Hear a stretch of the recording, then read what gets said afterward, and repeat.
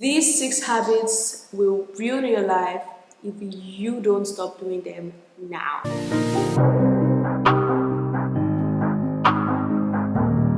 You know, a lot of abnormal things have been fine-tuned to look like normal in this day and age. A lot of things that are supposedly bad have been made to look good because a lot of people are doing them. At the end of the day, most things just boil down to personal belief, personal values, how you see yourself, and how you see the world. First things first, having a negative outlook on life and complaining. So a lot of us easily have a negative outlook on situations due to mostly past experiences and how we've seen our reality play out before. So we tend to paint new situations and new experiences or new relationships due to past experiences. So let's say in a relationship, yes, maybe we are just dating and I'm trying to get to know him to see if I'll be in a relationship with him. But due to the fact that I had terrible experiences in the past with a partner who was verbally abusive, or I had a partner who was physically abusive,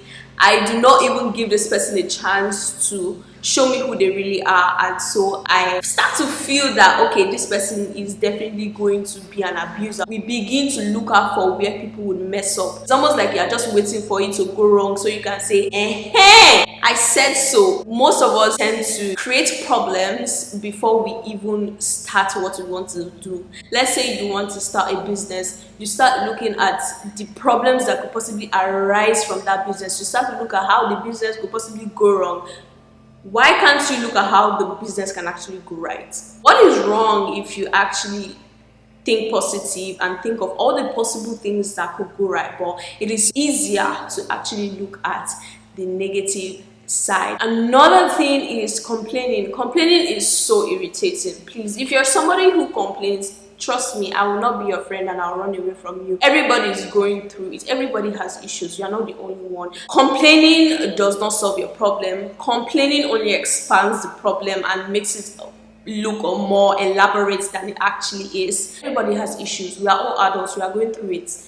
We have problems. But some of us just know how to not make the problems our reality. We don't make the problems our reason of why we're here and why we're living. Next is, most of us fall into this category one way or the other. If you're watching me right now and I'm saying this, you fall under this category one way or the other. It's just for you to find which one is the one that is holding you back, and that is addictions. Addictions is one thing that most of us in this time, in this generation, we struggle with because things are so easily accessible these days. You know, bad things. It's so easy to be bad in this century. It is so easy to just spoil your life. If you say you want to spoil your life, it's very easy. If you say you also want to better your life, it's also very easy. Like, there are two extremes that are so easy to do. Addictions could be to substances, it could be to certain activities or behaviors that you could have. So let's say addiction to smoking weed, taking drugs, addiction to alcohol, pornography, masturbation, gambling, to sex, addiction to social media. But addiction basically is just constantly engaging yourself in a certain activity that gives you a sudden rush of dopamine and excitement that just puts you on this high level of orgasm. Because you derive certain pleasure from a certain substance or activity or behavior, does not make it right. Most times we rely on these things as an escape or to give us happiness. But the thing is that all these things will never give you true happiness. Look, there was one time I used to watch porn, yeah? And the thing is, there was a certain kind of porn I liked, and I just felt like if I watch this type of activity, I would have this, feeling of excitement. I would be turned on, I would like it. But then it got to a point where I was no longer interested in that anymore. Like, that particular thing I used to watch did not bring me as much excitement as it used to. And so I was looking for more. See how the devil works. The devil will tell you, oh yeah, you need to upgrade the level of fire puts you in, so that your level in hell will be upgraded. It's the same thing as growing in the spirit. When you're trying to grow in the spirit, you can't just wake up one day and be like, oh, I'm filled with the spirit. Growing in the spirit is a progressive overload. Let me know in the comment section and let me know what you struggle with currently, certain habits that are probably holding you back. I'd love to hear from you as well. These particular habits will destroy you if you don't stop doing it right now, like today, like now. And that is the game of comparison. The game of comparison is something that is more of a chain reaction. It's a cycle that most of us engage in. You have to understand that we are on different timelines. We did not come from the same home. We did not come from the same family. We did not come from the same background. We did not get the same home training. We are all different. You that you're comparing yourself to another person, that person is also comparing themselves to another person. And that person they are comparing themselves with is also comparing themselves to another person you don't even know about. So can you see how the reaction just keeps going? That reaction, you should cut yourself away from it and distance yourself from that, because you have to understand your uniqueness. The only reason why we engage in the game of comparison is simply because we have not come to realize our self-worth. We have not come to realize our distinct value, our distinct uniqueness. Comparison will put you in a box where you try to do things the way another person does. You are not them. There is something about you. Maybe it's your realness. Remember back then when we were young and our parents would be like, "Sure, you're seeing these people's children. Can't you see how successful they are? Are you not seeing this? My friend's daughter, she's studying medicine in the university. So you apply for pharmacy. She's studying engineering in the university. So you apply for civil engineering." It's almost like our parents put us into that box of see that person, see how successful he's doing. They never really made us see those people as this person is doing well, you can also do well. But they made us see it as see what this person is doing, or follow what this person is doing and be doing what the person is doing so that you will get a result. You can take some of those procedures and those techniques, but you have to make it your own. This next habit I want to talk about, if you don't stop doing it now, see, I'm not even joking about this one. This particular habit, this one, if you don't stop it now, Holy Ghost fire, thunder will shape your yash. Gossip. How pathetic can a human being really be that you will take a chair, sit down on that chair, call another person, offer the person a chair, open your mouth and start talking about another person. And that does not mean that you are talking maybe good things about the person and how you see how much the person has done well for themselves.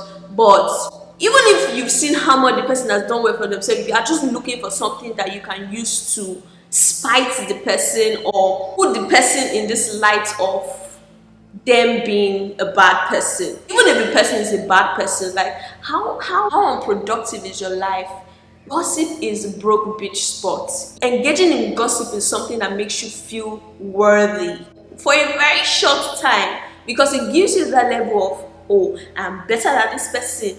This thing that this person is doing, this one's life has finished. Shut up, you are not better. Don't gossip. Please stop gossiping. If you're enjoying all of this we're talking about, give this video a huge thumbs up. Let me know your thoughts in the comment section. Let me know the habit you're currently struggling with and that you're working on. Next habit that you need to let go of is focusing on the past and future and not the present. So this is something that most of us are guilty of. This is something that I've been guilty of, but recently I've been getting more present and in tune with what's happening right now. The past is static, you can't change it. But the thing is that we tend to let what happened in the past define what happens now or define what happens in the future. The future is something that we worry about. Oh my God, am I going to make it? Am I going to blow? Am I going to make money? Am I going to be poor? Am I going to be rich? Am I really going to get that car? Am I really going to get that house? Am I going to get married? Will I be able to have kids? You know, we create problems before the situations even play out. L. Nightingale said, thoughts are things. So whatever you think will manifest. Whatever your reality is right now is what you have manifested through your thoughts. Just be in the present moment. Be grateful for where you are right now. Be grateful for what is to come. The last habit I'm going to talk about right now is spending unhealthy amount of time scrolling on social media. You wake up in the morning, the first thing you grab is your phone and you're on Instagram, or you're on TikTok, or you're on Facebook, or you're on WhatsApp, it is unhealthy and it will not set the perfect tone for the day. The way you set the tone for the day is for you to wake up and determine how you want your day to go. A lot of us are guilty of waking up and the first thing we can think of is going on to see what is happening with other people. I'm going to give an instance. The day Davido lost his son, I'd gotten into this routine of waking up and not going to my phone immediately. So I did not even know of the news till I was on an Uber going to the park. I was traveling that day and it was on the radio. I heard it. So firstly, you have to understand that the news is not for you. If you're going on social media to listen to news, if you're going on TV to watch news, the news will always bring you bad news. You will hear bad things more than you hear good news. Good news is rare. Good things are very rare. So back to the story. So I heard that story on the radio and I felt so bad about it, and I know a whole lot of us did. So just imagine if I woke up in the morning and the first thing I saw was a very disheartening news like that. It means my entire day is ruined. Excessive use of social media is what makes a whole lot of us depressed, is what makes us anxious, is what makes us feel like we are not doing good enough for ourselves. Being on social media is so easy to look at other people's lives and feel like we are not doing anything in our own life. Trust me, social media is good. If you're looking for exposure for your business, if you want to make more money, social media is amazing. Thank you so much for being with me today. Your presence means a whole lot to me and it is well appreciated on this channel. If it's your first time, make sure you subscribe and like this video. Turn on your notification bell so you get notified each time I put up a new upload. I love you guys so much. Namaste.